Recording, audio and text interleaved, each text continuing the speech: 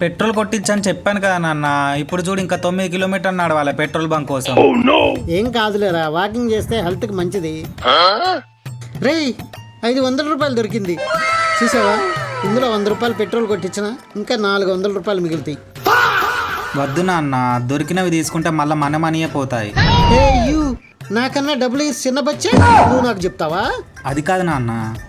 ఎవ్వరు చెప్పిన మాట అయినా వింటానరా, మన ఇంట్లో వాళ్ళు చెప్పిన మాట అస్సలు వినరా. అంటే అమ్మ చెప్పినా కూడా వినవా నాన్న? నెవర్.